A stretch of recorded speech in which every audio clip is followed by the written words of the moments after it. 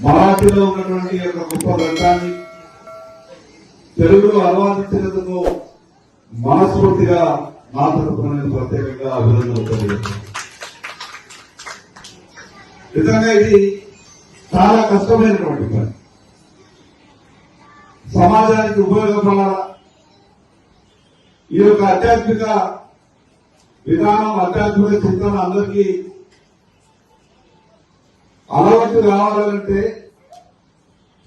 అర్థమయ్యే భాషలో ఉంటే మాత్రం అది మనకు అప్పేటటువంటి అవకాశం ఉండదు. ఈ అనువాదించే వాళ్ళ తపన ఇది మామూలు తపన ఉండదు, మనకు కలిపి చాలా మందికి అర్థం కాదు.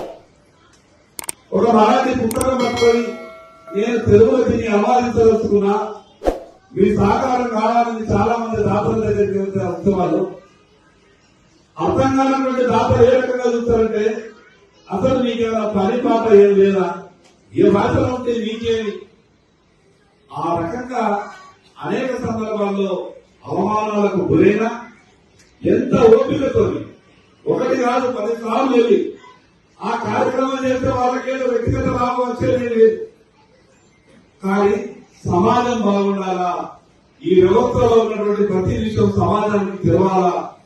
ఈరోజు మరాఠీలో అద్భుతంగా ఉన్నటువంటి ప్రత్యేకంగా ఆధ్యాత్మిక విషయాలలో మరాఠీ పుస్తకాలలో ఉన్నటువంటి ఆ యొక్క అమృతాన్ని తెలుగులో అనువదించి ఇంత గొప్ప కార్యక్రమాన్ని నిర్వహించినందుకు నేను మనస్ఫూర్తిగా అభినందిస్తా ఉన్నాను.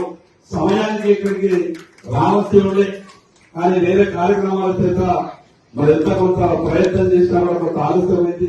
దానికి క్షమించవలసిందిగా మీరంతా కూడా చూస్తున్నారు.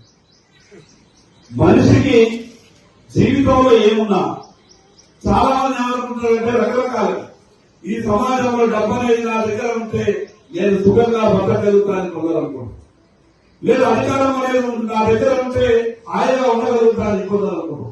కానీ మనిషికి ప్రశాంతత, మనసుకు ప్రశాంతత, సమాజం యొక్క గొప్ప ఆలోచన విధానం ఇదంతా కూడా కేవలం ఆధ్యాత్మిక మార్గంతోనే సాధ్యమే. అది ఆధ్యాత్మిక మార్గం అంటే ఏదో దుకాణంలో ఆన్లైన్లో కొనుక్కునేటువంటి వస్తువు కాదు. కానీ కొంత సమయం ఇవ్వాల్సి వస్తుంది. మనకున్నటువంటి కొంత వ్యక్తిగత కొన్ని కోరికలను పక్కకు పెట్టాల్సి వస్తుంది.